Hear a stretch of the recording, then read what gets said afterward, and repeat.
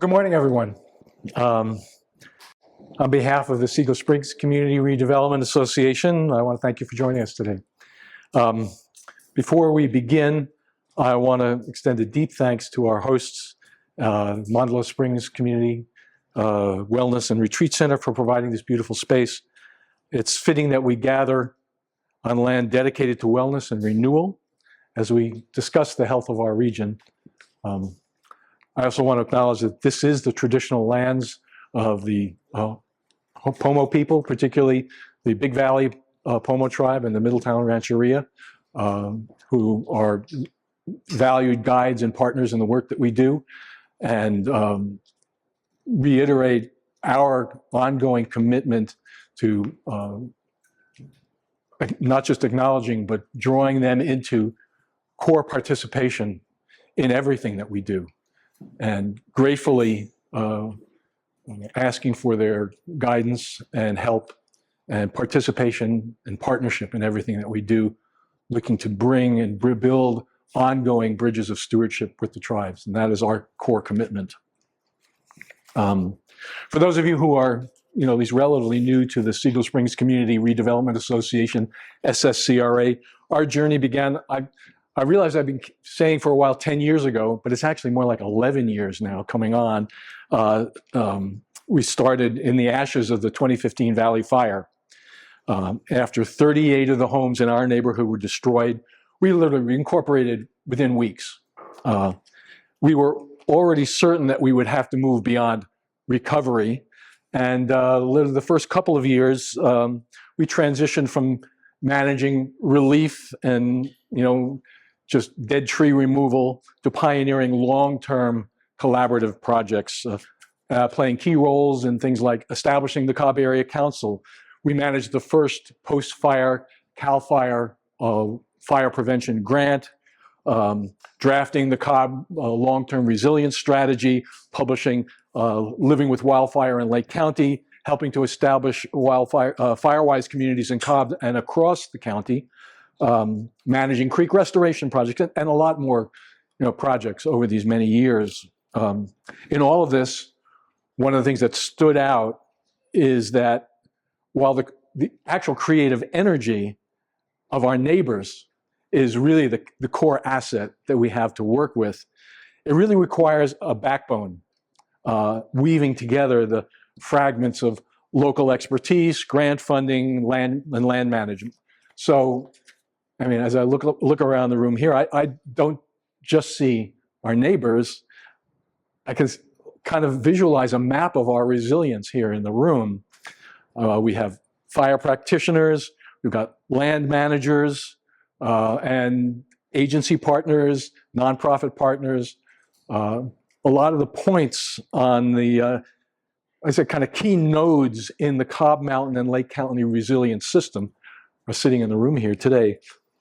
The thing about that is that even though I can see the nodes, nodes become a fabric, a resilient fabric when they're connected and woven carefully together.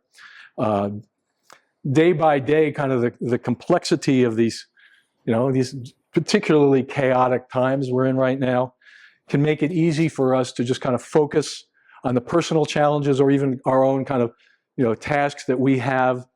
And we kind of become a little bit more like a spectator, a news reader, watching the larger story unfolding. And it's kind of tempting, I know we feel it, to wait for some kind of federal or statewide program, a countywide plan, or the next grant opportunity to dictate our direction. But if we want to not just be swept along by the currents of current events and to craft a future that's resilient right here in Cobb Mountain, in Lake County, it's going to ask for a shift in our identity, transforming ourselves from being spectators to being co-authors in that resilience. So, and to do that, to be a kind of co-author means you have to bridge these gaps, and we have to weave together the fragments that exist between, say, the private backyard and the state forest, between traditional tribal ecological knowledge and modern ecosystem science, between your home emergency plan and the collective community strategy. So we're not just inhabitants of Cobb Mountain. We are, I'm afraid it's just us. We're the stewards of this landscape. And stewardship at its best, it's not a solo sport. It's something that has to be done together. Which brings us to our guest. When we looked for someone who could be able to kind of really delve into the nitty-gritty of how it is to move from fragmented to functional, really Dylan's name really stands out. Dylan is the manager of the Santa Cruz Mountain Stewardship Network, as well as a core team member of the California Landscape Stewardship Network. He spent years at the intersection of complex systems, system science, and boots on the ground, conservation and restoration and resilience. Santa Cruz Mountain Network he leads is a cross-boundary, multi-sector powerhouse that manages over 200,000 acres across 3 counties, proving that timber companies, tribal groups, state parks, and a host of other seemingly disparate interest groups can actually work together. And Dylan, the conversations we have let me know he really understands that resilience is not just about how many, how we thin one particular tract of forest land. It's really about the strengths of the relationships that we can build amongst ourselves. His presentation today is titled "Cultivating Resilience: A Network Approach to Stewardship." Please help me welcome a man who understands that the future of our forests depend on how we organize ourselves. Dylan. Thanks, Elliot. Hi, all. Nice to see everybody here today. As Elliot said, I'm Dylan Skybrook. I manage the Santa Cruz Mountain Stewardship Network. I'm going to talk about that network today, and I'm also just going to talk about social impact networks generally, just kind of like how do they work, what are they, and hopefully that's useful for you all. I'm mostly going to present, and then there'll be a few times where I'll ask you to have a conversation. And then at the end, you can ask whatever questions you want. We can go deeper into whatever things seem more useful or valuable for you. And I just want you to be able to have a conversation about how what I presented might be useful for you here on Cobb Mountain in Lake County. Before I continue, I also just want to call out Matt Spence, who's here, who was part of the consulting team that formed the network that I manage. So were it not for Matt Spence. It's kind of amazing. I always think it's incredible in these kind of rooms to go around, like, feel the power in this room. Like, there's so many of you here doing so much good work already. So just to have you in the same room is already pretty cool. So thank you all for being here. As Elliot said, I run the Santa Cruz Mountain Stewardship Network. I'm also on the steering committee of the California Landscape Stewardship Network, which is a network of networks across the state of California. I'm doing some work with the Network for Landscape Conservation, which is a national network of networks that does this kind of work. And I'm in a group called Collaborating Well that's trying to create training for people to, like, what are the skills and capacities that people really need to collaborate? Because it's one thing to create the structures, it's another thing to participate in them all. So I say all that just to say I'm like really in this field. And so as we go forward, I'm really happy to like talk about whatever direction is valuable for you all. Maybe one more thing let's do before we get into me talking for a while is I'd like you all to have a little conversation. The question I want you to think about is, what is just an example of a time that working together in whatever situation went well? So just grab a partner and just like for 2 minutes, just talk about a time that collaborating, working together went well. Yeah? Go. I want you to think of one more question. And that question is, what is a time that working with others was challenging? What is... What's an example of a collaboration that maybe didn't go that well? And so what I want you to do is choose a different partner, and just once again, 2 minutes, and we'll come back together. I know there are a lot of examples, but just choose a good one to talk about. Different partner, 2 minutes, go ahead. So,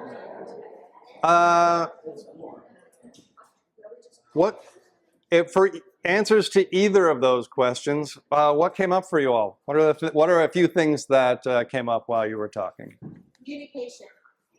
What about it? The lack of it. Okay. Great. What else? Relationship. Yeah, indeed. Everything revolves around relationship. Yeah. Everything's relationship, and to be able to either meet the challenge or find some other solution, there needs to be some form or some structure of relationship. Well, I don't need to be here. That's pretty much my talk. So, yeah. Yeah, absolutely, for sure. What else? Professional ethics and integrity. Good one. Yep. Understanding. Right after the Valley Fire, I was talking about the sky burning. A woman from Harbin said that if I just danced naked in the moonlight and asked the brush not to burn next time, that might be better than polluting the air with all the smoke. All right, but did you try that?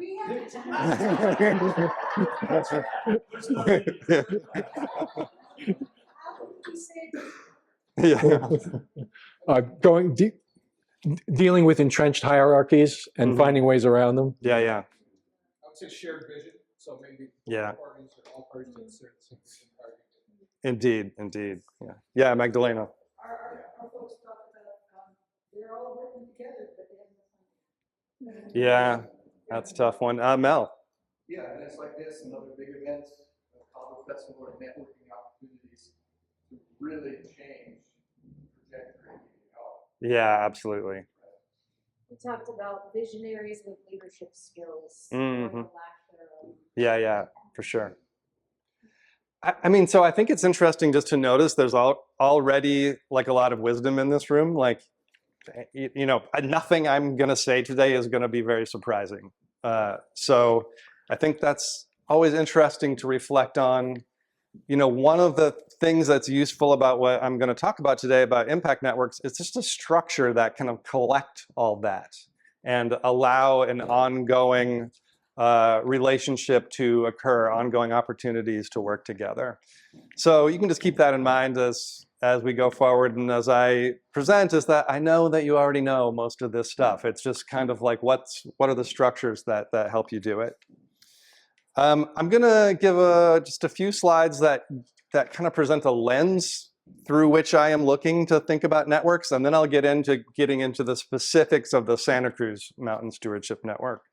I'll start off with this nice quote from Fritjof Capra. It says, "The basic pattern of organization of a living system is the network. Ecosystems are understood in terms of food webs, i.e. networks of organisms. Organisms are networks of cells, and cells are networks of molecules. More precisely, a living system is a self-generating network within a boundary of its own making. Each component of the network helps to transform and replace other components, and thus the entire network continually creates or recreates itself." I'm going to start off with that just to say that I think one reason networks work well is that it is aligned with the basic fact of reality. You know, interconnectedness is a fundamental quality of the world, and especially for those who are trying to work with and manage ecosystems, being ecosystemic yourselves is a good way to be.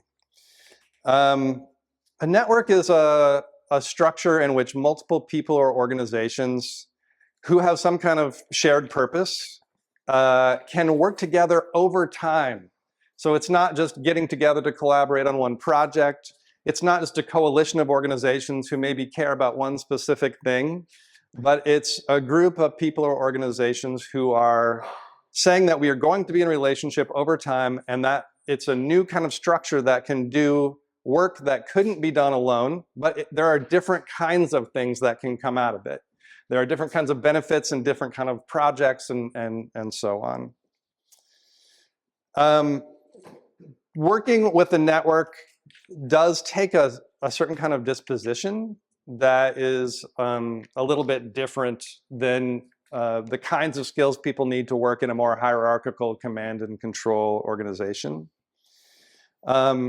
When people are forming networks, they form in different fields around different topics. And one of the things you'll find is that a lot of networks operate in a different way.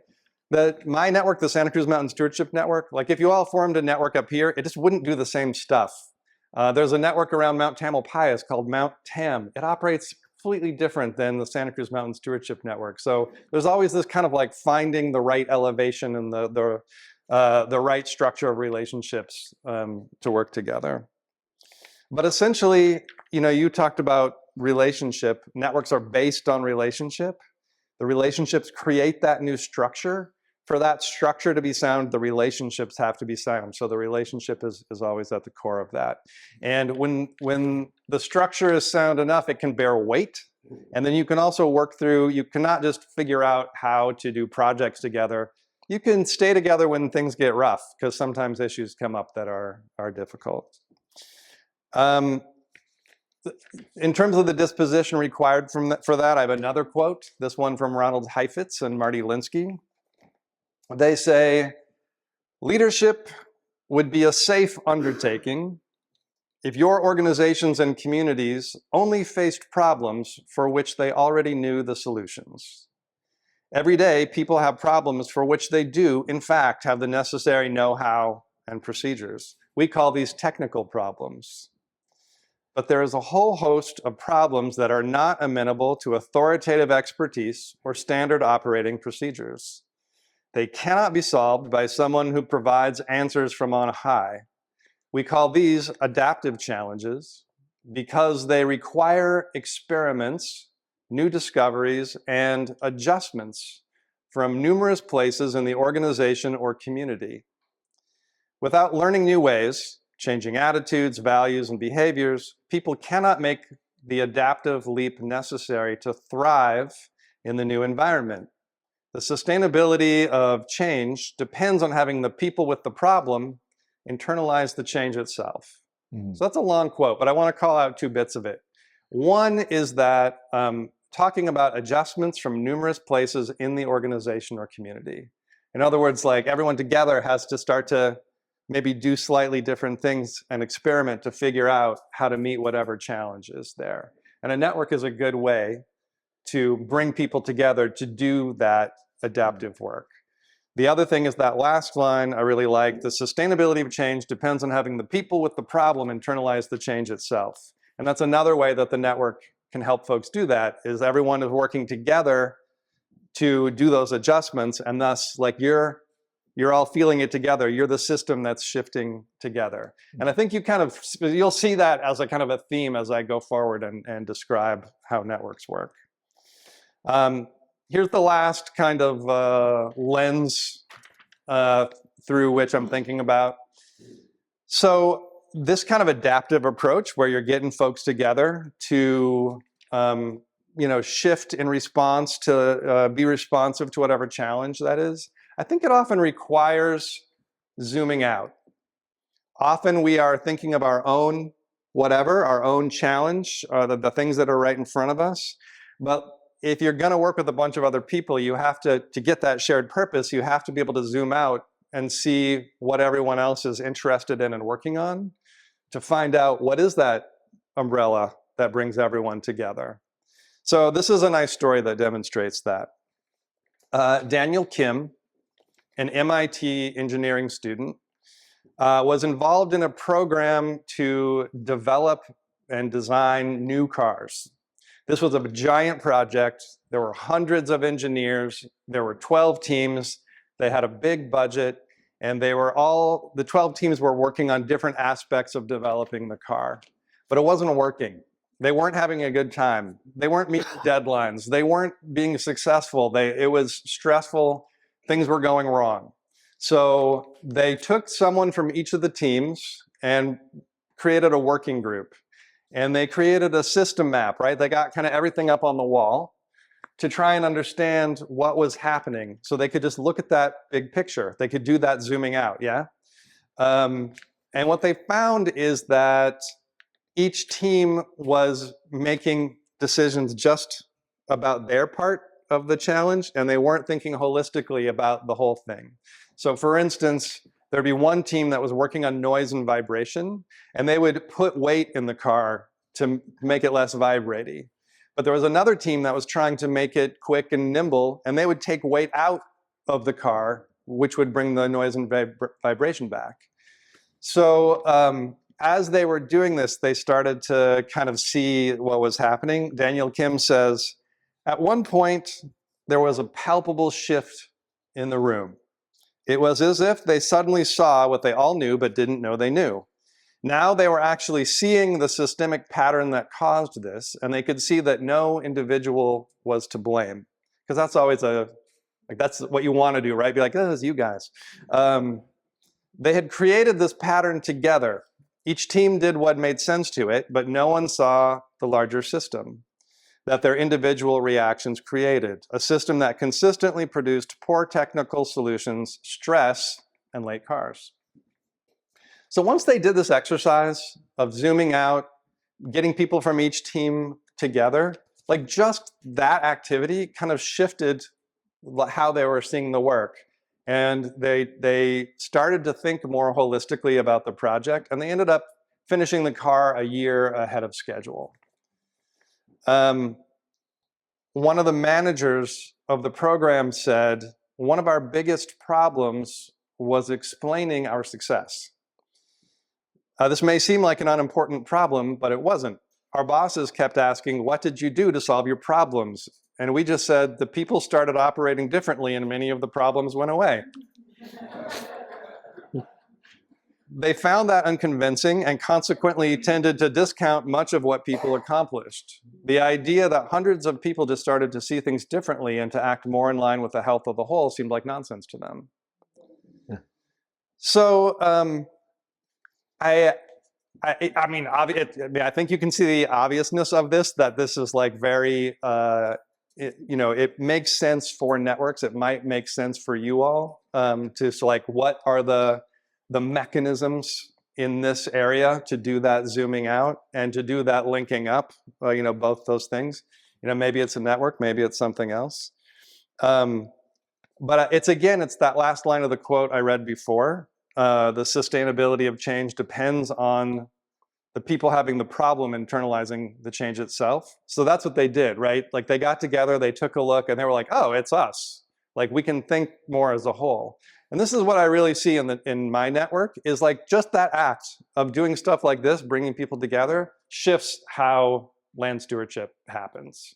Like it's kind of a magical thing, and you can keep doing it more and more and more, but even a little bit of it starts to shift the way that the work happens. That anecdote, by the way, is from the book Presence by Peter Singay and others. Just to give credit where credit's due. All right. So the Santa Cruz Mountain Stewardship Network. The network is a collaborative of 26 organizations that all own or manage or in some way steward land in the Santa Cruz Mountains, which is on the central coast of California, right below San Francisco. The purpose of the network is to be a vehicle for all those organizations to collaborate and do stewardship together, thinking at a regional scale, at a landscape scale, instead of just property by property or organization by organization. So, right, they're trying to not be the one team only thinking about putting in the weight or whatever, right? They're trying to be able to think beyond their property lines, beyond jurisdictional boundaries, all that kind of stuff. These are the members of the network. As Elliot mentioned before, we've got land trusts and public agencies, the Amamutsan tribe, timber companies, water utilities, Stanford, UC Santa Cruz, the Girl Scouts, etc. We have a real diversity of stewardship types, which is a little bit rare. for networks. Often they'll be just a bunch of public agencies or something like that. But these are the folks who are in this region, who are landowners or land stewards in this region. So it really makes sense to have them all together. The other reason that a network really makes sense in our region, I mean, I think they make sense generally everywhere for lots of different things, but in our region, there's a real patchwork quilt of ownership. It's not like up in the Sierras where the Forest Service owns a couple 100,000 acres altogether or something like that. In the Santa Cruz Mountains, there's so much real estate pressure on it. Silicon Valley's right there, and there's a lot of rich people. So, you know, there's 1,000-acre, 5,000-acre properties, you know, and like tons of just small homeowners and so on. But there's no 100,000-acre property there. So if you're concerned about fire or forest health or climate change or biodiversity, you have to go beyond property lines and jurisdictions. It's just imperative. One thing I'll say, and this is, I think, just an interesting thing for folks up here also doing land stewardship to think about, is that the folks who are members of our network have certain qualities. They all have some kind of significant stewardship responsibility for the land. They also have the capacity to steward land, and they have the capacity to collaborate. And that's who ends up, it's like at the intersection of those things, that is who are members. So in other words, it's not a club that bestows legitimacy.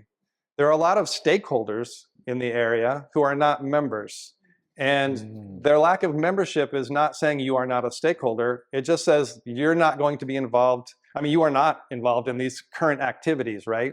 So for instance, there's some tribal groups that are not yet members, but that's just because they're not, you know, involved in on-the-ground stewardship at the moment. Obviously, they have a stake in the land, and as much as possible, like there's, you know, trying to have relationships and so on. But the Amamutsan created a land trust that specifically does on-the-ground stewardship, so it makes sense for them. You know, we also don't want to waste anybody's time, right? It's like if you're not like down in the weeds, so to speak, of pond management or whatever it is, it's not super valuable for you to be participating in this network.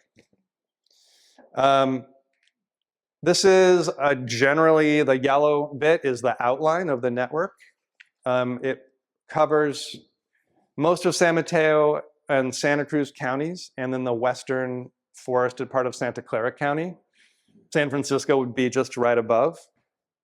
It's like 1 million acres, and our members own a bunch of it or are responsible for a bunch of it. You know, CAL FIRE is a member. Like I said, the Amamutsan is a member. We have 2 RCDs. So all those folks don't own land. Well, CAL FIRE owns some, but obviously their responsibility is much bigger. So it's not just about ownership. It's just stewardship is the main thing. And this boundary is inexact. It's an organizing principle, the Santa Cruz Mountains bioregion. But some of our projects have gone beyond these boundaries, and some of our members own properties beyond this boundary. So one thing that's, I think, always useful about seeing a map is it's like, oh, right, partly the point of this network is to link up land, right? Land that might just be, you might be thinking of as an individual property. And in the slide beforehand, you can see we're trying to link up organizations that are responsible for that. But obviously, since we're talking about relationship, what we're really linking up is people. Oops, put on the thing there. There we go. So here are some of the people in our network. You know, we're meeting in various convenings and salons, doing workshops and so on. This is actually, they're all reading a book called Impact Networks by Matt Spence's colleague, David Ehrlichman. Our network is featured in it, so I got books for everyone. So,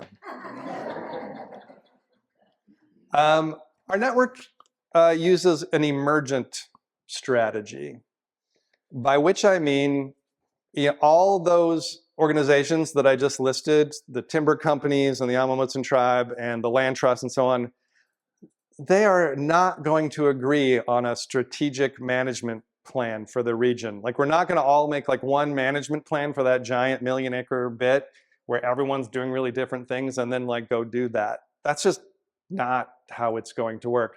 And when we formed the network, that was one of the fears. Like, especially the timber companies are like, are you guys gonna like say that we should do stuff that's actually gonna be against our interests? And so that's not what the network does. Instead, we meet regularly and discuss issues that are important to the network members. And through that process, through that interaction, the things that we could work on collectively emerge, right? We discover that through that process. And it's not clear right away. You know, it takes a little while to go through and be like, okay, who wants to do that?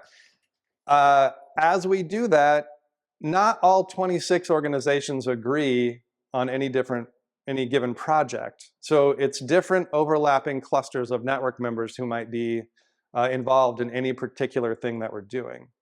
And so in that way, we can move a ton of stuff forward without everyone always agreeing all the time. We try to not do anything that anyone else that is bad for any of the members, right? Like it's like we try to do that, but not everybody has to care about everything. It's just like, right, the network is a way to move things forward as much as possible. All right. So what? Like, why do we do this? Why do we link everybody up? Why are all these people involved? Like, what's the value of the network? So I want to talk about that a little bit. And some of the things are pretty obvious, and some of the things are a little bit more subtle. And I really want to emphasize those subtle things because they're super important, but they're really hard to put in a grant application. So one category of stuff that we do is that we create events. We have convenings several times per year where we get everyone together. We do salons on different topics like prescribed burning or mountain biking or predator conflicts or conservation grazing or whatever, and just like focus on that for an evening. We have tours, we've got field days, you know, et cetera, et cetera. We just do a ton of stuff that brings people together into relationship in various ways. At convenings, when we discover the things that are important, one of the things we do most often is create cross-organizational teams that people can work on together. We have a core team that's like a board or a steering committee, but we also right now, we have a fire and forest health team, a biomass team monitoring, we have 2 trails teams, a wildlife team, et cetera, et cetera. Those teams have really different qualities. Some of them, like the Peninsula Trails team is really like, oh, you've got a trail on this side of Highway 35, and we've got a trail on the other side. How are we going to work on a crossing with, it's like with Caltrans or whatever. It's super granular and down in the weeds. Whereas the biomass team, at first they were all just sharing. We had a huge fire, the CZU fire in 2020. And at first it was like, what are we going to do with all the dead trees? What are we going to do with all the biomass? And everyone just sharing information about how they were dealing with it. But one of the things we also do is out of that team comes mini projects. And so one of the things that came out of that was a biomass project where we hired a consultant to help us understand, because we were having these confusing conversations. Like people were having such different parts of the biomass management challenge that we weren't really having the same conversation. So we felt like we needed to do that zooming out, right? We needed to get a systemic view of what's all the biomass in the region, like what needs to happen, what are the different pathways to manage it, like what are the different ways to fund it, you know, blah, blah, blah, blah, blah. So we're just about, like within the next few weeks, about to come out with a report on that, which is so good. The guy did such a good job. So we're really psyched about that. We have multiple other projects that are going on at any given time. Sometimes they come out of the teams, and sometimes they come in other ways, but they're different things that we're working on. We just did a science symposium like a week and a half ago. We had 250 people there. We got land managers and academic researchers and tribes and so on. It was pretty fantastic. It was really great. So the other thing we do is we create collective resources together. That's mainly data projects. So we did a gigantic vegetation mapping project for the 3 counties where we got planes in the air to collect LiDAR and high resolution imagery. We had botanists on the ground getting data, blah, blah, blah. It's like the super Cadillac of veg maps. It's really amazing. We're one of many Bay Area counties who have done it. If you are a nerd and want to look at it, it's at pacificvegmap.org. Super great work there. But one of the things I want to say about that is that we were able to do it because the network was the structure that could hold the container, like be the container for it, and we collectively funded it. You know, we did get a CAL FIRE grant for it, but also like this organization kicked in 200 grand. This one kicked in 100 grand. Another one kicked in 50. We had one organization kick in 2 grand. It was like a $2.5 million project, but you know, like we were able to do it because everyone, it was a collective project. We have one program called Spotlight Stewardship, which is an educational program in which we get community leaders out onto the land to see all the various stewardship projects. I'm going to talk about that more in a second, but it's been very successful for us. And then I'm going to go on to some of the more subtle benefits. One, I'll just underline the veg map. That was just such a huge one for us. It was something that we did together, and it was also, it's available for everyone. It's kind of changed stewardship in the region. It's been such a powerful tool for people. It saves people money because they don't have to do the mapping for each project and so on. I mainly talked about that. Another benefit is peer-to-peer learning. This is at Big Basin State Park after the CZU fire. We did a field day, you know, brought everyone out to just see, because Big Basin got just burnt to a crisp.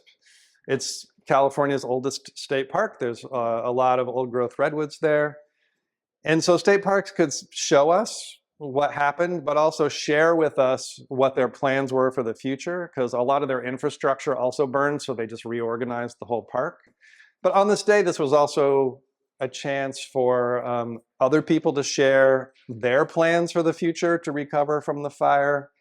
And so like, you know, it's a big thing to be able to share those things and start to understand as a region, as a kind of whole system of people, what that movement forward is looking like.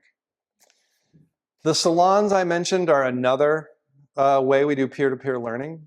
One thing I always think about is like just very modest, is we did one on conservation grazing, and somebody shared that their leases for their grazing tenants are 10 years, so that the tenants feel that like they really have the land and they can feel good about investing in it. And a lot of the other folks there did leases for 2 years, and they were like, huh, you know, and maybe they'll change, maybe they won't, I don't know. It's such a small, modest thing, except for like, that's what we do.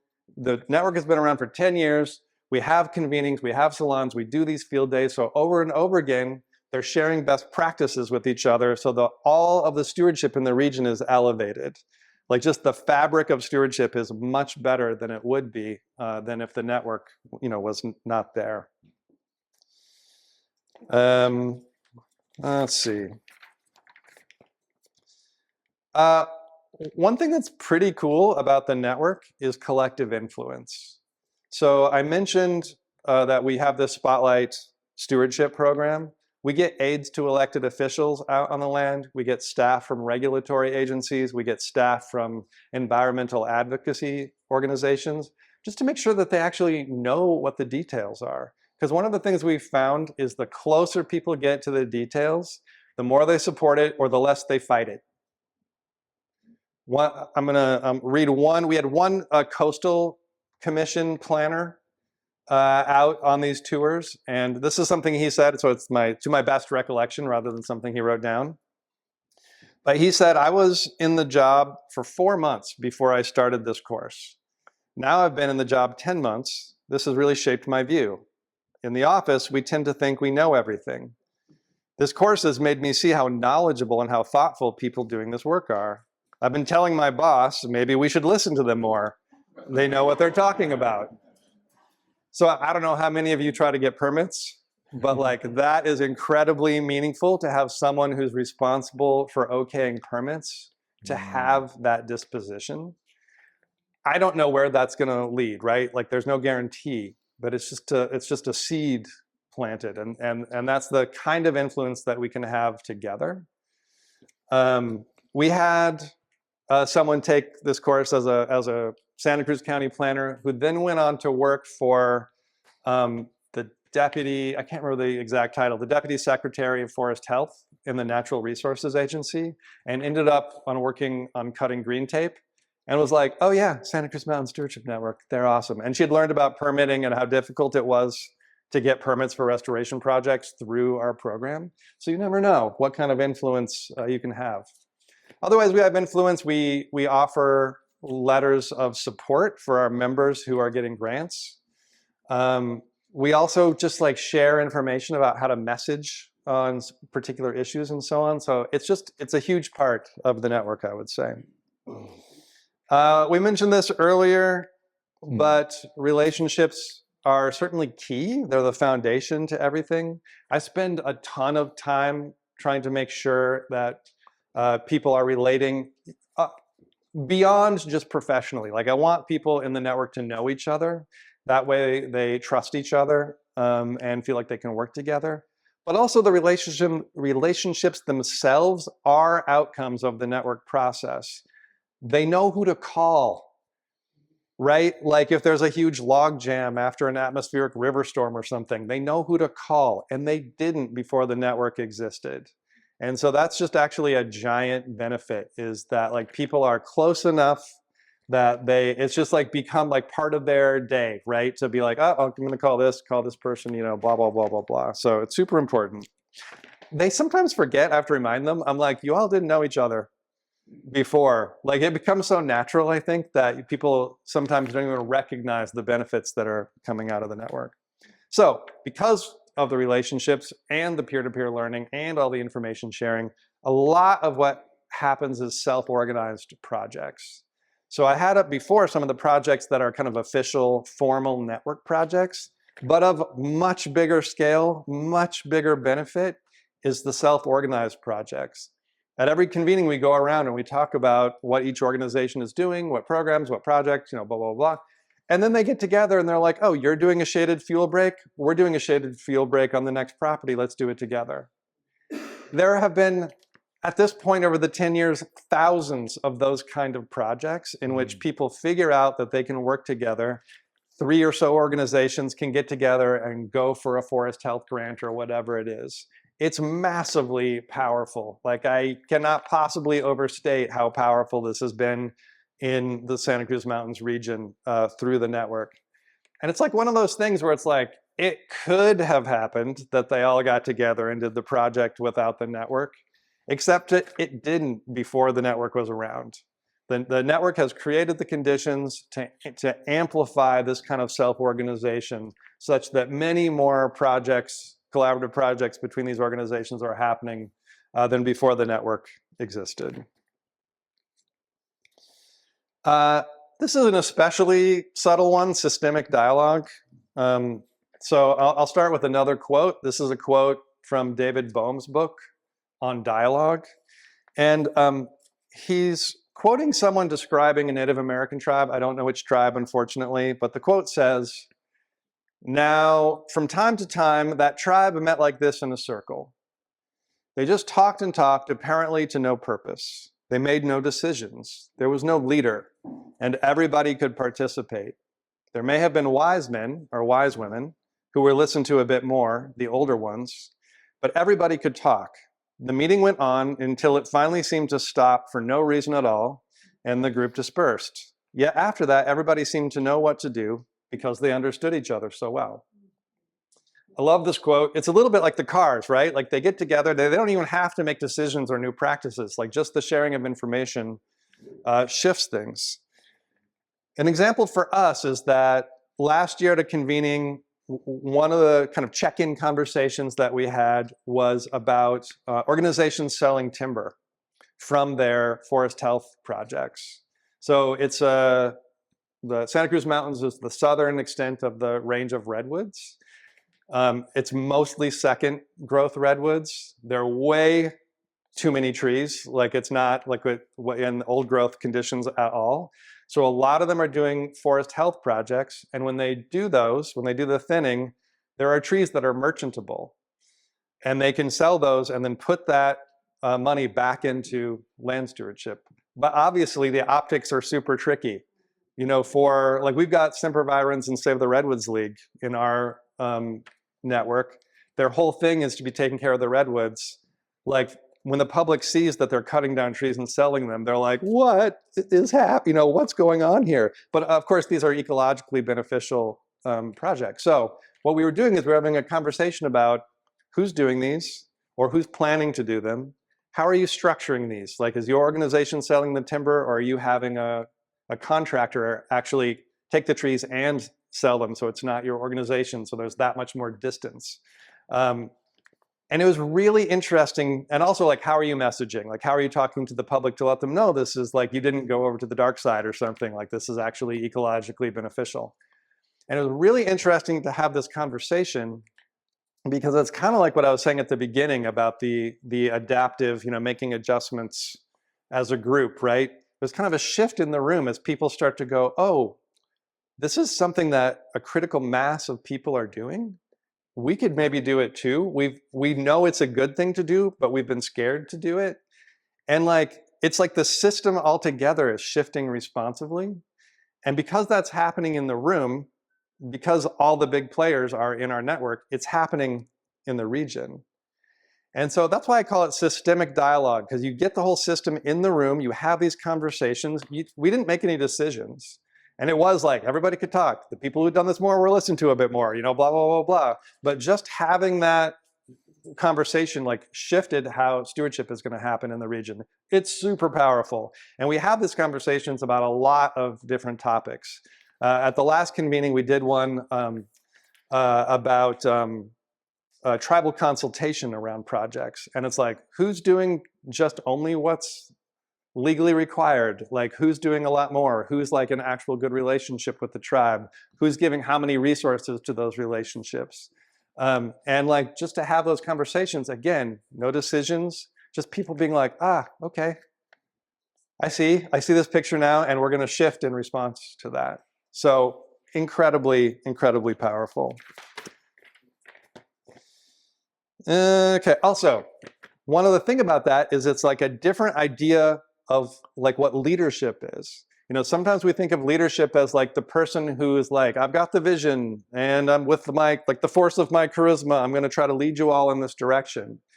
But instead, like what happens in a network often when it's working well, I mean, sometimes people do that, but more often it's like you have to have the patience to be in these conversations and let this self-organization unfold and be in a listening disposition and so on. And that's just a different, it's a different thing, right? So, yeah. Okay, shifting a little bit, I just want to talk about network architecture. This is from the book Linked, and this is 3 kind of like basic ideas of network architecture. It's centralized, decentralized, and dispersed. In our network, I'd say all of these, you know, you could describe different parts of our network. The centralized one, you can see it has one central hub, and then it goes out to a bunch of nodes.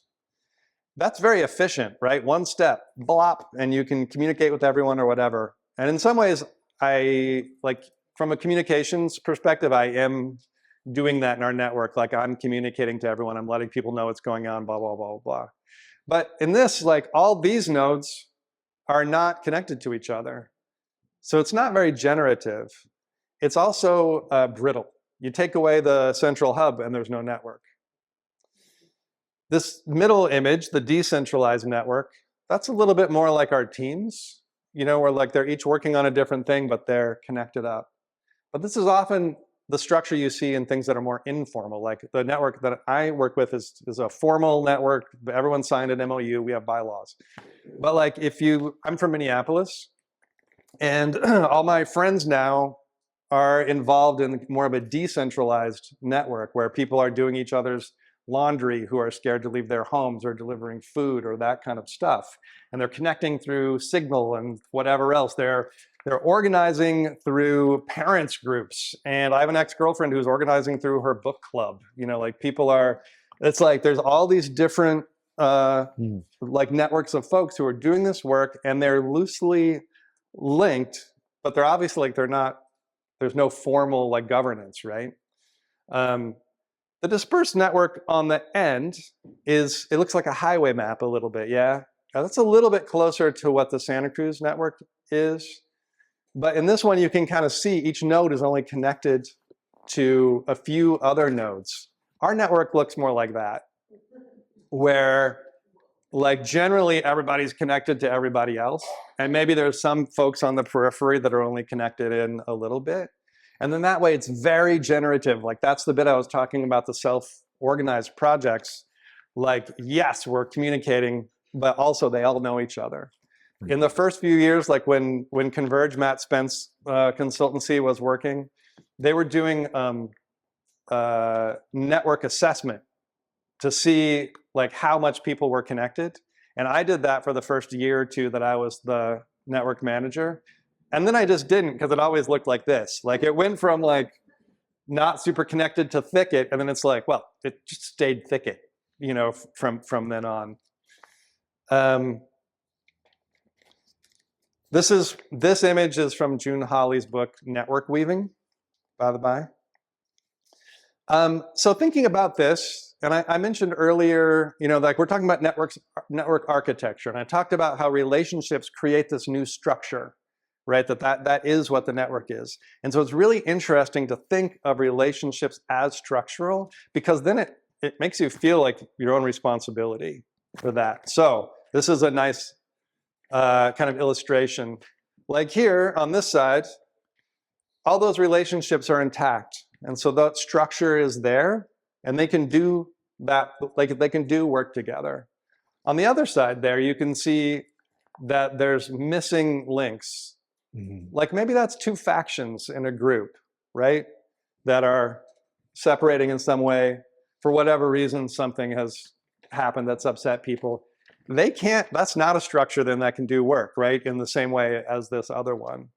And so I think, you know, being in a network and feeling that, feeling like what's required, you know, I said just a second ago, like the leadership skills that are required.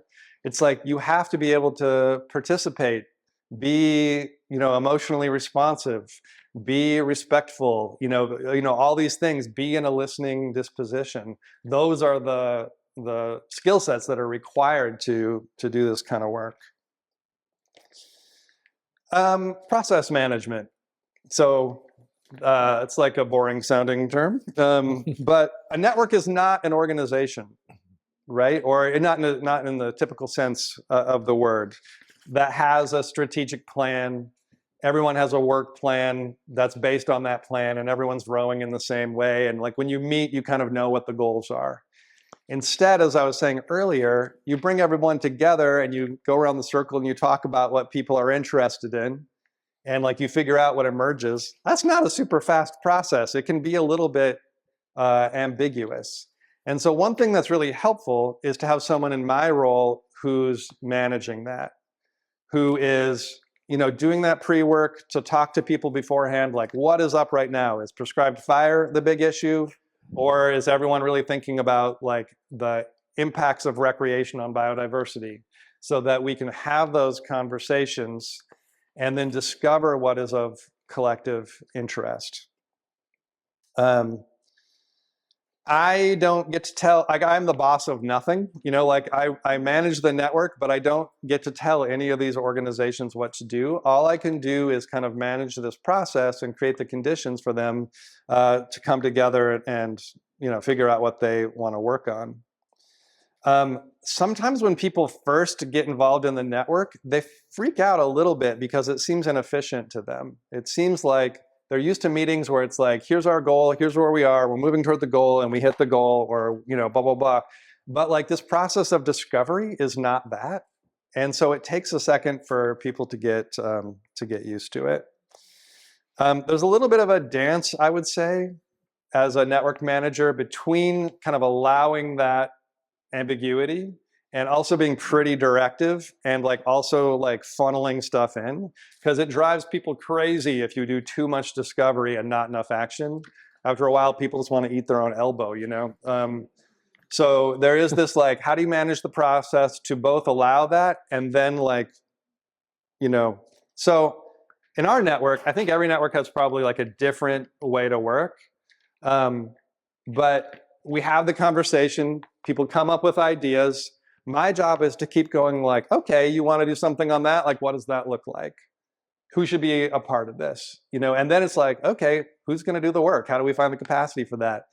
Often in our network, some of the organizations can provide staff to do certain projects, or they can kick in money so that we can hire a consultant or a contractor or whatever to do the work. But like my job is to keep, you know, because, right, how often have you been in a situation where there's a group of people, they come with ideas, and then that's it. Like there's no mechanism to work with the ideas and move them into action. And if you don't have that, it's like you want to jump off a bridge. So that is one really useful aspect about a formal network, is having someone in my position who is just responsible for managing that process and moving things into action. I try not to be the project manager for too many things. Otherwise, we can do like one thing at a time. Instead, I'm always trying to figure out like how do we find the capacity, and someone else is, every once in a while I end up managing something, but usually it's someone else. And then I just shepherd. You know, if we have multiple things happening, I'm just attending to make sure that everything's happening. But that way, this structure allows us to do a ton of stuff and often many things at once. Because we've got 26 organizations. Some of them have like 200 employees. You know what I mean? Like we have a lot of folks. So if we can figure out how to do that, we can really do a lot of work.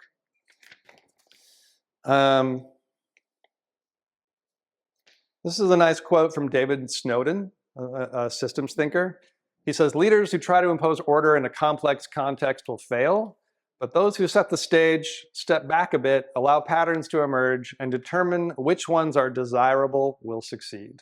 And like that's the whole network process, is you allow the emergence, and then you see which patterns are there to work with, and you do that.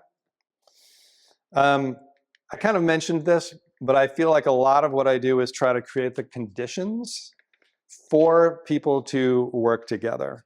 Like we don't know what's going to happen in advance. That's one of the things about an emergent process, is you don't know what's going to happen, but you can create the conditions for good stuff to happen. That's basically what a social impact network is you get like the right, so to speak, people in the room, like in our case, the people who have significant responsibility for land in the Santa Cruz Mountains. You get them, you build relationships, you build trust, you share information, and like at some point, like that's gonna produce something good if you get all those conditions together. One of the things I try to do a lot is what you can see here today. I try to make sure there's good food. I try to make sure we meet in beautiful places. I try to make sure we just have good experiences. I often will try to like build in some social time so that it's not just a grind, and so that people are getting to know each other, they're having a nice experience, they're sharing information, they know that they have this shared purpose, and then like all that is like, then we see what happens. Yeah.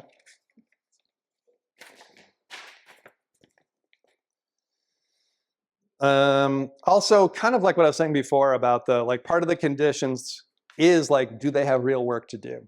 Like, are you moving things into action? Like, is that mechanism in place? Otherwise, it's super frustrating.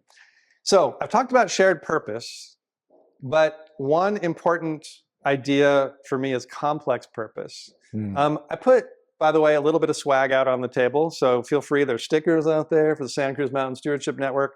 There's also a card that has a QR code on the back that goes to a video that we've made about our network. But also I put, I don't know that there's enough for everyone. There's like 25 copies of an article I wrote on complex purpose for Stanford Social Innovation Review. But the basic idea is that with an emergent strategy approach, everyone's not going to want to do the same thing. we have the high level purpose of everyone wanting the Santa Cruz Mountains to thrive, but then different people are interested in different specific action level things. And some of those things are going to be huge projects. Some of them are going to be small. They're going to be at different time scales. As I mentioned before, there's going to be different groups of network members. So that's a lot, right? To have like that's a lot of different purpose. It's complex. And to be able to hold the container for that, but allow everyone to have their interests is super important for our network success. And I think sometimes people are like, people really want focus a lot of the time. And I think with this kind of network work that like really being able to kind of breathe with the ambiguity and moving things into action is super important. And having this kind of concept of complex purpose is really important. All right, it's not like I have not already been, but I'm going to get a little bit nerdy right now. This is an example of a cellular automata. And the way this works is that the bit on the top here, those are the rules. The rules get applied line by line on this graph here. So in other words, if there are 3 black squares, the middle square below should be white. If there are 2 black squares and a white square, the middle square below can be white, et cetera, et cetera, et cetera, right? Like those are the rules.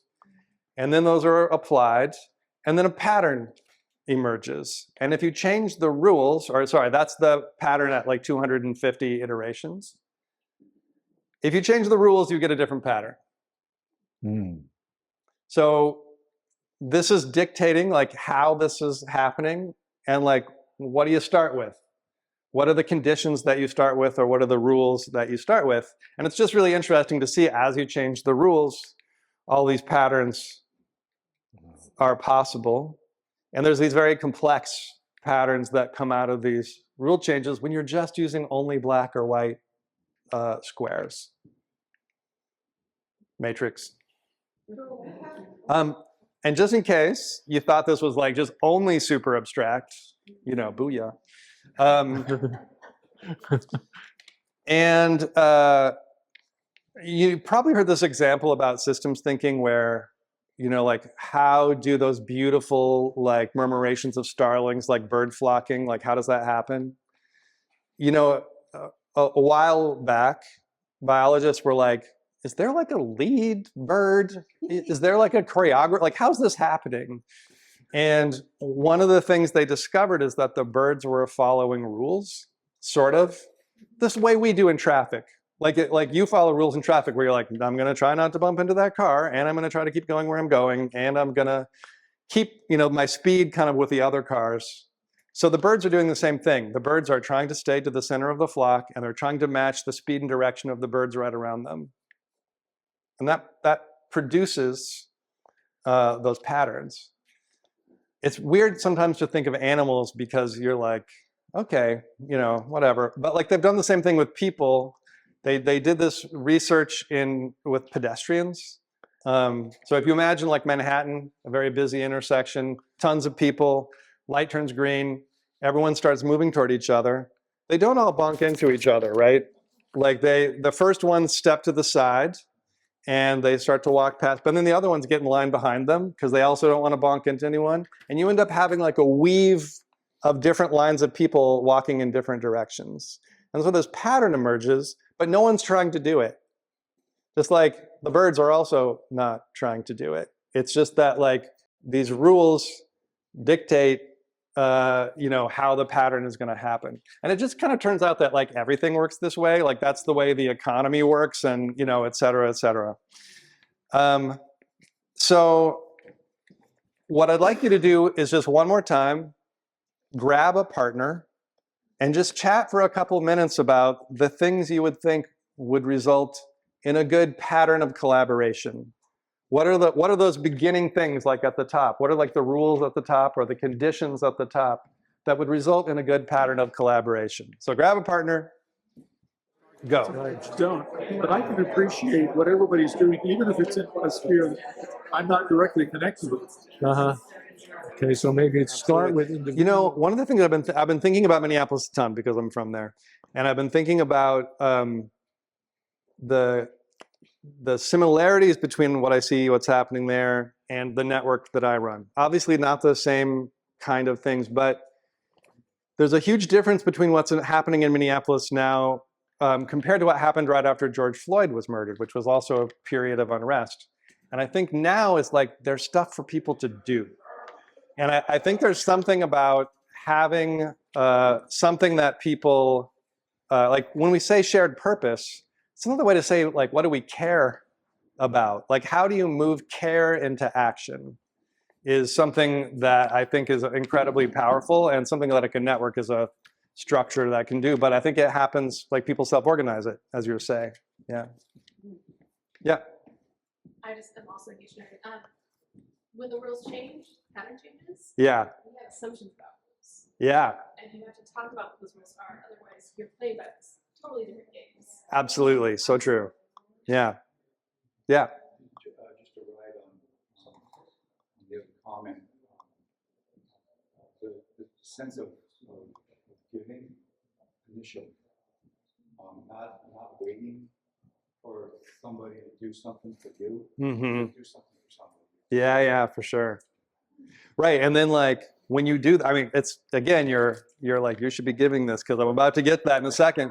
Like that. I haven't seen you before. Yeah, no, that creates a very nice pattern, right? When people start to give, then that's like a different thing will arise if people don't do that. Indeed. Yeah. Yeah, Elliot. One kind of rule that I think is important is to begin by understanding the land that you actually live on. Mm-hmm. Yeah. Become familiar with that piece of ground. Yeah. For sure. For sure. All right. Great. Thanks, you all. No, it's more just the same dynamic that like it's different patterns that arise for sure, but each is like sort of not trying to make a pattern. Each is trying to do something very plain and a pattern arises, even though they're different patterns. Yeah. So I just want to talk about participating in networks. Like, what does it take for a network to work successfully? You know, I've talked about different aspects of networks so far. And one thing is like, what do the participants need to do? And one thing I've mentioned is that you need to understand that it's not an organization, that it operates in a different way, which means you have to have some tolerance for ambiguity, which I just think is a very underrated skill set or capacity for people to have in many cases, but especially in networks. But you have to have that tolerance for all that systemic dialogue and so on, all the things that I've been describing. But one thing I think especially is sometimes people have a kind of transactional point of view. Mm-hmm.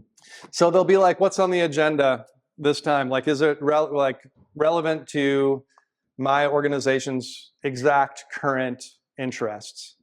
And they'll kind of like lean back and wait to see if the network is going to be valuable before they will deign to participate in it.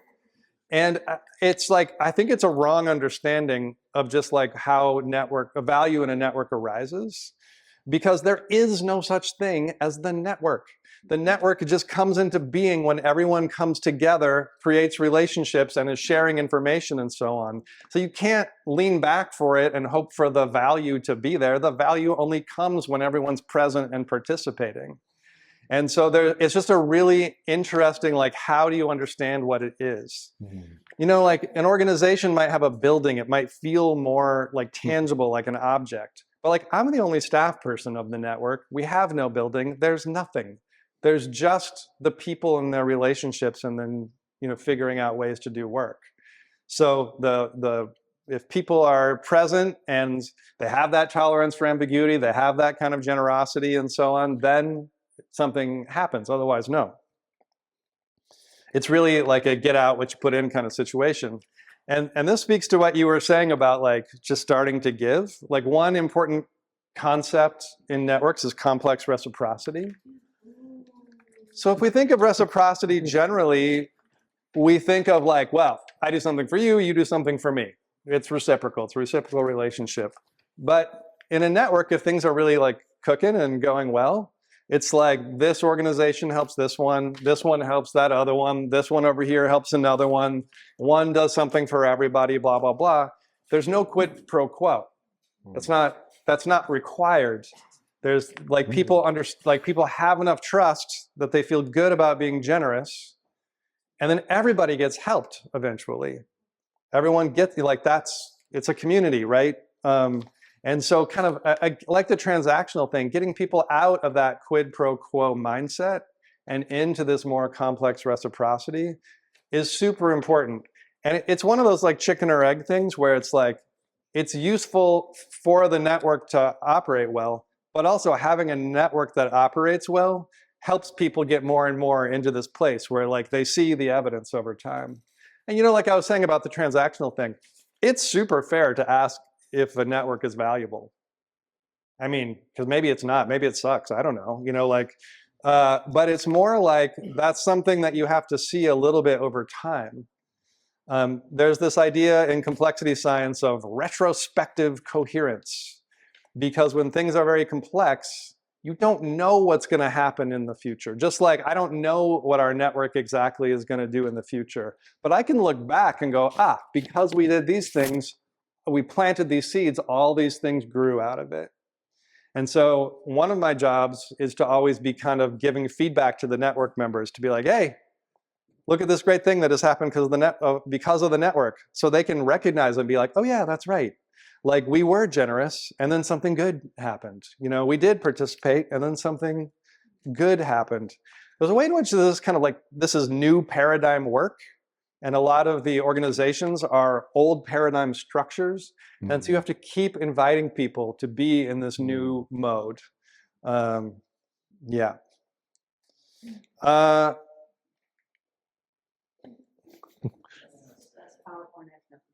Yeah. Networks are kaleidoscopic in the sense that there's all these different things happening at different levels. So, you know, as a network manager, I'm aware of the network of people and how they are interacting, and also like the organizations and like what their relationships and histories are with each other, and also the network of a land too, all the properties and so on. And all those things are overlapping and all kind of coming to bear on different issues in different ways. And I certainly found as a network manager, it took me a couple of years to kind of get a sense of that. But also the network itself, it took a couple of years for everyone participating to get a sense of what it was and what the network could do. And like after a while, they're like, oh, this is a tool that can do all these really incredible things. And now when we bring new people in, it's much easier to kind of integrate them into that. Like it doesn't take 2 years, but like it took a little bit of time. Lots of good things can still happen in the developmental stages, but it is, I think, just important to know that it's this kind of development, this thing that has to develop over time. But you know, there's a fantastic spectrum of benefits that can come from working this way.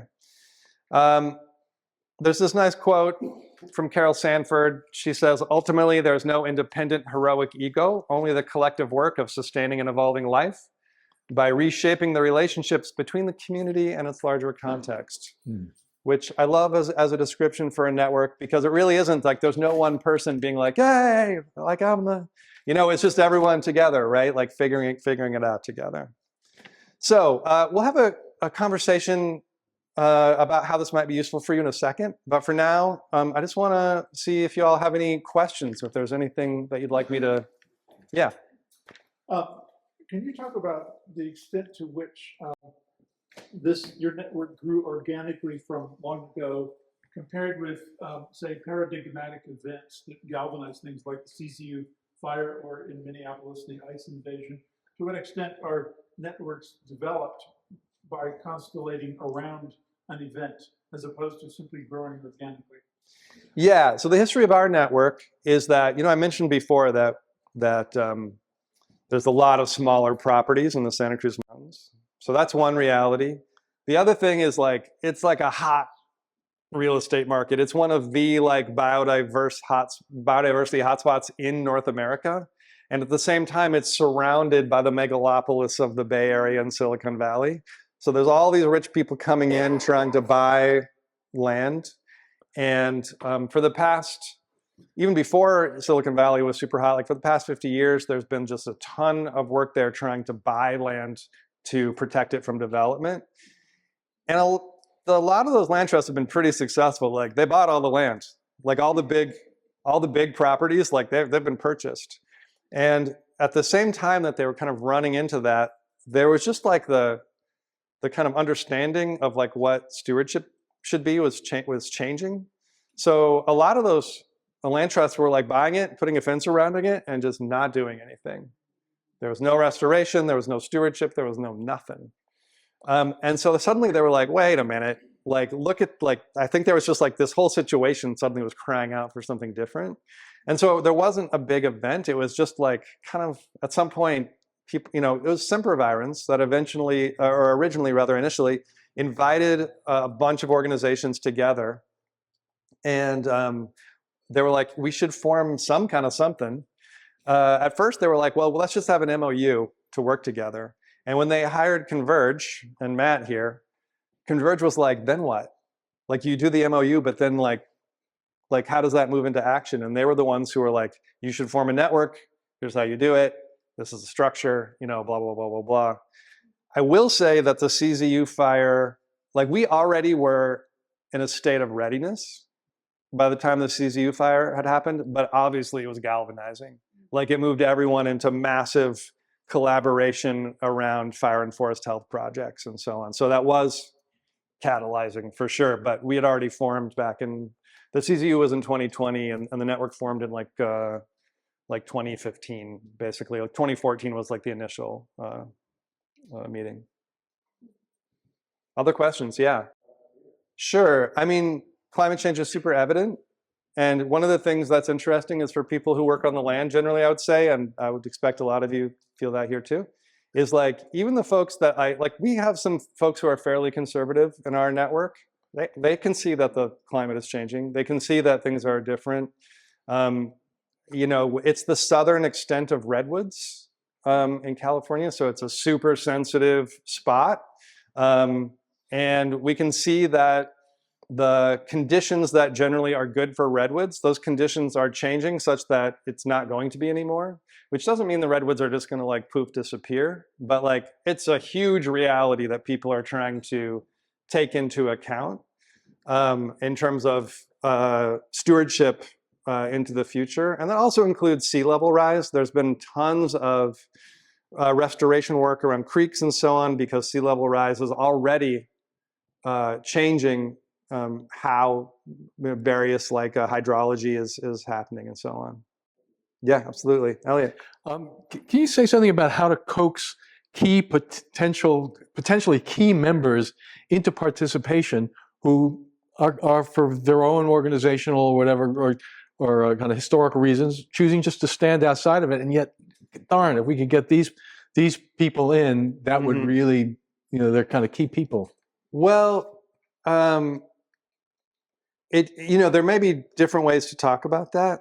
So generally our issue is everyone wants to be in the network because it's pretty successful. Like there's a lot of individual landowners, for instance, that would like to be in the network, and like it doesn't really make sense for them. Like that's not that kind of work in this particular network. We do have a couple of, there have been organizations over time where the current members were like, it would be really good if they were members. And so then we approach them, and usually they're like, yes, you know, they say yes. And sometimes they say no because they just don't have the capacity, and that's fine. And like we have enough that we're doing already a ton of work, so it's not like a huge problem. There's also the issue of organizations that are members, but they're so overwhelmed that it's difficult for them to participate. And in that case, I do a ton of hassling. You know, I'm just like, that is my job, is to try and hassle. And I try to balance between, if I don't do a certain level of hassling, there are things that are not going to happen. On the other hand, the network is supposed to be a help, not a burden. Right. And so I also always want to be trying to make sure that the work of the network is aligned with the goals of the organization, so it doesn't feel like something extra or like a hobby on the side or something like that. But you know, I mean, it is a dance, right? For all those things, like there's no like one easy answer. Like, and you know, different people have different feelings. Right. One of the trickiest issues in our region, we have several timber companies and a ton of more conservation-minded organizations. And so it often happens that the conversations tend to be dominated by a more conservation point of view. And the working lands timber folks are like, you know, there you go, talking that way, you know, like that way again. And so I'm really often trying to draw the timber folks and so on back into participation if they get a little pissed off or whatever. And because they're super valuable for the stewardship in the region. And I really want them there. And actually everyone really wants them there. They're really valued, I'd say, by all the conservation folks too. It's just a matter of managing the conversation a little bit. Thanks. Other questions? Yeah. It's a great question. So one thing is our network is mostly funded by its members. We don't have membership fees because I did not want people to feel like the network is an entity that is separate from them. Instead, I want them to feel like it is a collective tool of theirs, and therefore they are funding it because it's important to them, just if like they were all buying like a backhoe together or whatever, you know. And different network members can contribute different amounts because some of them have a God $1 billion and some of them have nothing. And so we said from the beginning that like that kind of contribution doesn't carry any weight in terms of decision making. We also, when there's voting on things, which it doesn't happen super often, it has to be unanimous. Mostly we don't, like that's why we can do that, is because mostly we don't have to vote, we can just do stuff. But when we do vote, it has to be unanimous because we don't want each member can send one or two people, one or two representatives to the convenings. And so we don't want those who can afford to send 2 staff instead of 1 to have a bigger vote. And we've just generally had that as part of the culture, is that like that it's really important for everyone to participate. And at the same time, like, you know, we just did this science and stewardship symposium. And we did that because one of the organizations with a big budget could just fund it. And so that was their interest. And I wanted to do it. It was good for everybody. But some other organization that maybe has an interest and they can't fund it, it doesn't happen in the same way unless we get a grant or something. So it's certainly like something to navigate. But I feel like the culture of our network is pretty good in terms of trying to be conscious of not having like the bigger organizations take over everything. Yeah, generally the network has not been something that money passes through to its members.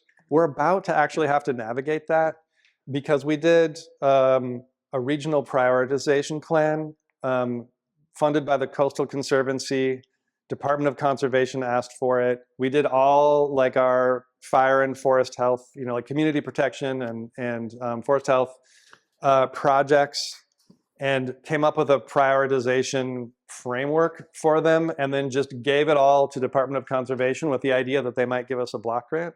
And we came up with like $80 million worth of projects. It's like 107 projects. If that happens, it may be that the network is the entity that money comes to and then goes out from. So I don't know actually how we're going to navigate that, because one of the things that's actually been nice is that the network has just been a place for people to come together and figure out how to work together. There hasn't been that money to complicate things. So talk to me in a year or two and I'll tell you how it goes. Yeah, hugely. So the Santa Cruz Mountains has become a bit of an island. And they're really seeing that like the mountain lions and so on are becoming genetically isolated and so on. So there's been a lot of work to try and create connectivity in the Santa Cruz Mountains, but also to create wildlife corridors and so on to the other ranges, to the Gavilan and so on. So both Land Trust of Santa Cruz County and Mid-Peninsula Regional Open Space District are doing highway crossings on Highway 17, because that's a place where a lot of wildlife gets killed. It's like a super active highway. There's one crossing already done that Land Trust did that goes under it. It's fantastic, and they've had a lot of success with that. Midpenn's doing another. And then they're also going to be trying to do a crossing down on 101 a little bit south. Peninsula Open Space Trust and Open Space Authority, Santa Clara Valley Open Space Authority have bought a lot of land down in Santa Clara Valley, which if you look at a map, it's kind of amazing. It's like you see Silicon Valley coming down, and there's this one little patch of land that's left, like between, like out of the Santa Cruz Mountains into other ranges. And it was so close to becoming more like tech company campuses because it's like the one flat place down there. And so the Land Trust, Peninsula Open Space Trust, and others spent so much money buying these small pieces of land because they're so valuable to try and make sure that that could be a wildlife corridor, to be connectivity. They're trying to work across all these roads, and it's like such a giant, just like heroic amount of work. So that has been a huge amount of work that's happening in the region with our members. And yeah, so, you know, so Peninsula Open Space Trust is like one of those big dog land trusts that have a big budget, and they've really cracked the code in terms of having Silicon Valley folks and so on their board and that kind of thing. With the network though, as like how much money it takes to run the network as a something that's different than what the budgets of the network member organizations. I have not cracked that code, I would say. For one thing, I'm the only staff person, and the more successful you are at doing network work, the more things start to bubble up. And so I just don't, like, don't have the skill or the time to go and make those relationships happen. It's something that is certainly on my mind, but I just haven't done it yet. But like, yeah, some of our members certainly have. We've gotten grants for small projects, but this would maybe be like a big block grant that would come through us out to the network members. Well, first of all, I don't know that that's what we're going to do. It's still like, you know, maybe we'd form a joint powers authority or something to do it. You know, it's in the future. But one reason we would do it is because technically the San Mateo Resource Conservation District is our fiscal sponsor. And so probably we would do it through them. And both the network and the RCDs are seen as kind of neutral parties and like able to manage and kind of be fair with how money gets doled out and that kind of thing. So that's why, is that like, you know, trying to figure out like what's the best way for money to flow that everybody feels good about it. Yeah. I will say just a shout out to the San Mateo RCD. So I work for them, but not because I do any work of the RCD, but because somebody has to pay me. And they take in all the money for the network and then, you know, pay bills and so on. And they had to actually like change their bylaws because the work of the network is beyond San Mateo County. And so that was kind of a risk for them to take that on. So that's just another piece of this kind of collaborative work, is like, are you willing to like be expansive to make this, you know, collaborative stuff work? Yeah. How do you deal with big egos, big personalities? You know what? I have to say that like when I came into this job, I expected there to be a lot more of that and a lot more arguing. And like the network is mostly super collegial. The request to members is they send someone at an executive level and send someone else, you know, whatever staff level or management level. And so many of those folks are just like, they're like, how do we get it done? They're so oriented towards serving the land. Like they just are like, how do we get it done? And even those who like to talk a lot or whatever, blah, blah, blah, that's still their attitude. So like it mostly is like really pleasant to have these conversations and so on, because that like people are in that kind of disposition of service. That said, every once in a while, like, you know, like if someone, it's mostly like in these kind of conversations, if someone is like really, then it's just small facilitation kind of things. And then the other thing is like the network is a mechanism for getting collaborative work done. But I can't change the reality. Like there are some organizations that are a little bit like a bull in a china shop. Like maybe they have a lot of money and like they just keep doing things all over the place. It's not my job to stop them, right? Like that's just a reality. But I would say the actual interactions that people have and how they work together, pretty good and have gotten better over the years. Like the more people know each other, like some of our members were suing each other prior to the network existing. And that just like, that kind of stuff doesn't happen anymore because they know each other too well. I mean, yes. And I also don't want to take too much credit. Like sometimes I'm like, well, like 4 pizza parties a year would probably do like the same thing. Like it's partly like just getting them in the same room and getting them to know each other and so on is just super powerful just on its own. I do that. Yeah, absolutely. And, you know, it doesn't matter what you say, right? Like I say all the things and then they come and they find out what it is. And like, it takes a second for people to learn. But yeah, I absolutely do. And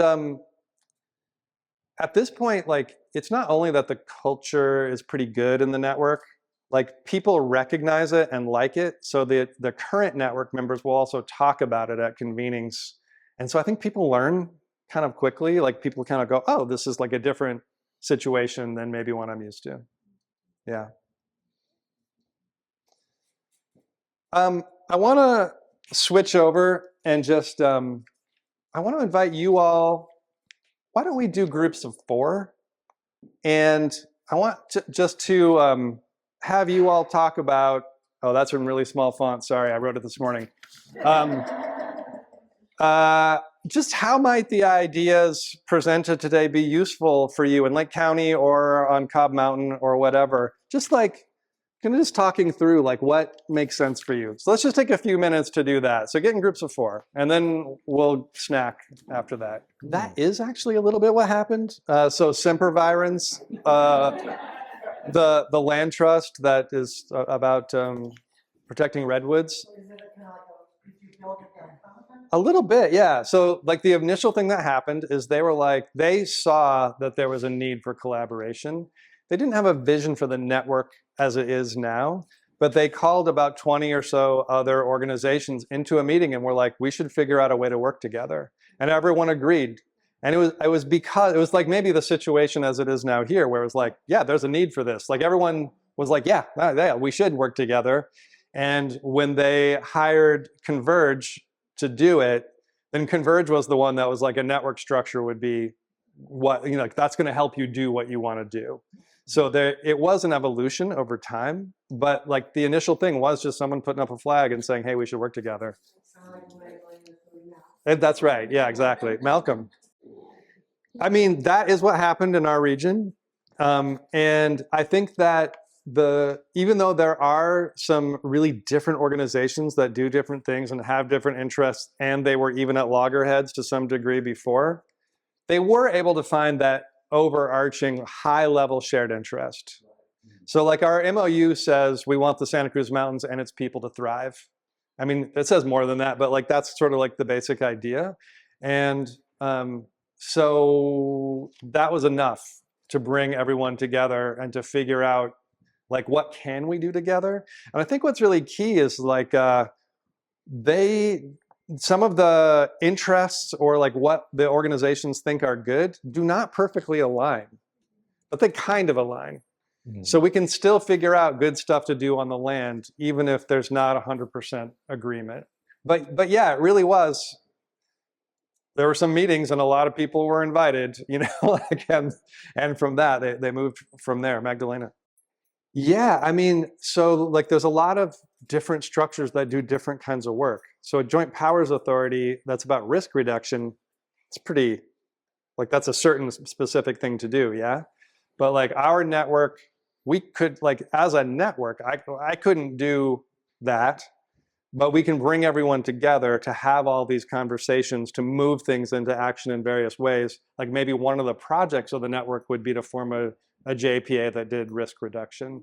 So it's sort of like what elevation is the structure needed for in terms of getting folks to work together. And I think that's why it's really different I mentioned one TAM, I think, earlier.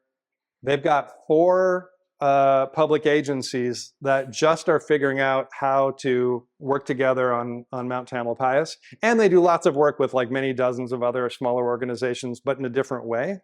But they're able to, like I talked about us doing an emergent strategy, they are able to do a strategic plan because there's only 4 of them and they're public agencies. And you know what I mean? Like, so I do think the process of kind of sifting through the interests that various players might have in this region to figure out what kind of structure might be valuable for you, that is the work of like a consultancy like Converge that helps you do that. I think there is a process, like there's not just an answer for that.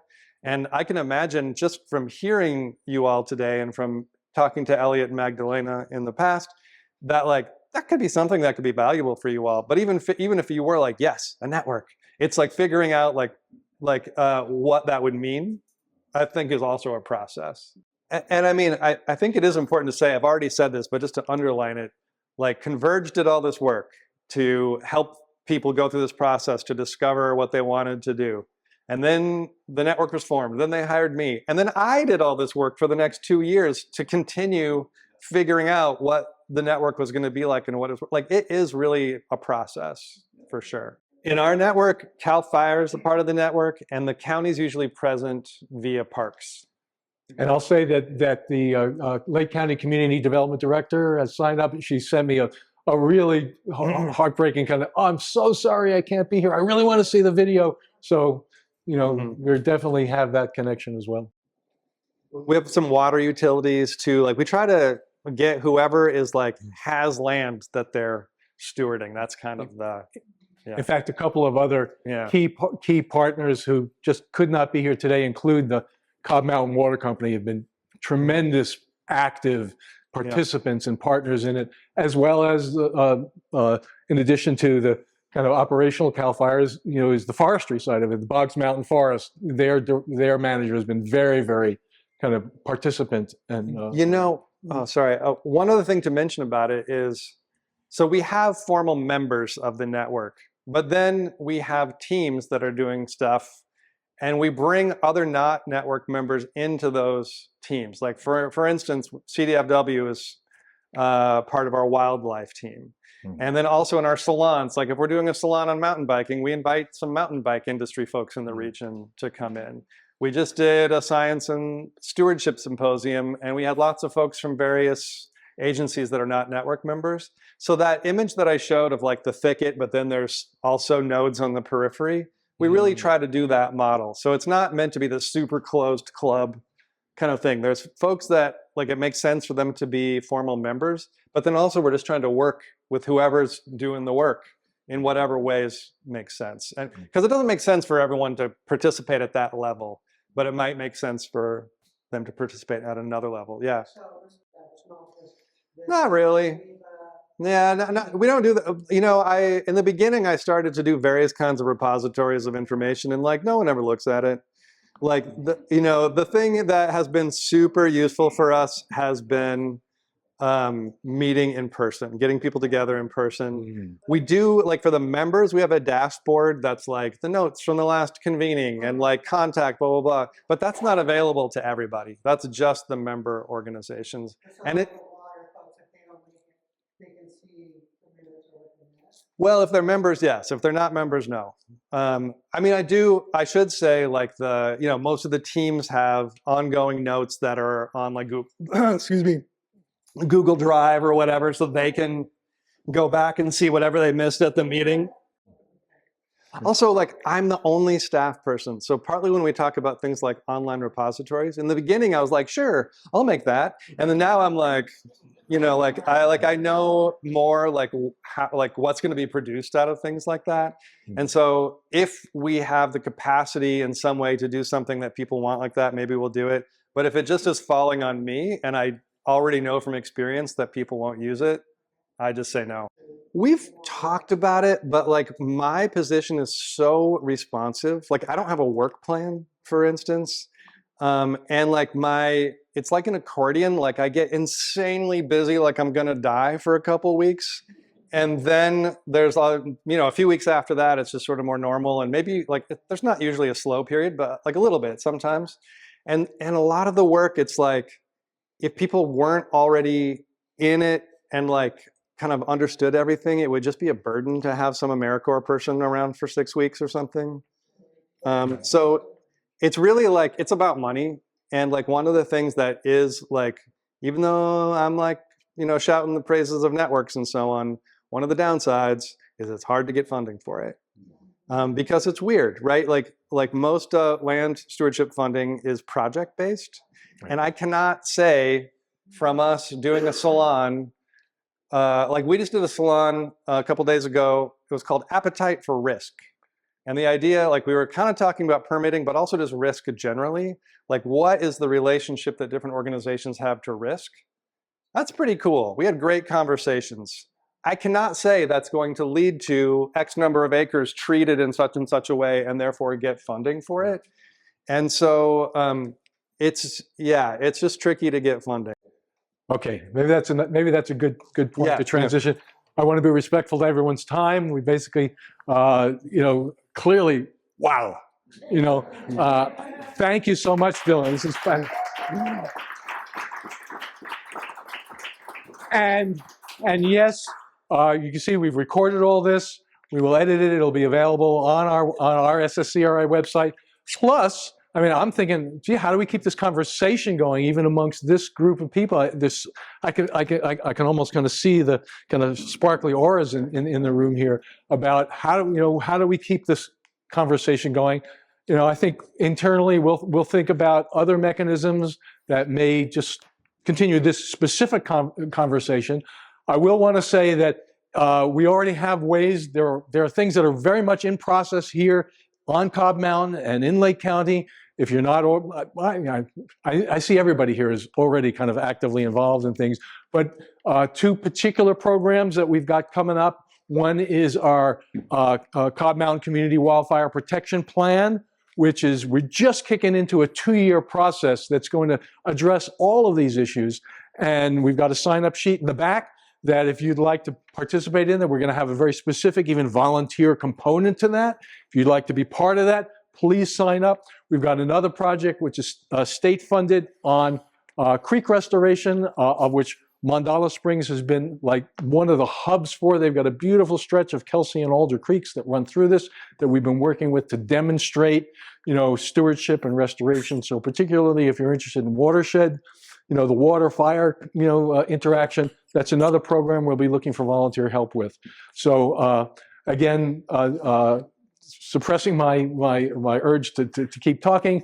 Thank you for coming and continue to enjoy the spread here. I want to just kind of point out this is kind of a draft version of a Lake County network that RCD did as they were going to help regenerate the Fire Safe Council. It's a little out of date, but of course, as you're saying, these are alive. This is 2 years old at this point, but this gives you a sense of the kind of shapes. We're proud to say that SSCRA sits right in the middle of it with lots of connections. So we hope you'll find this group a good place to network.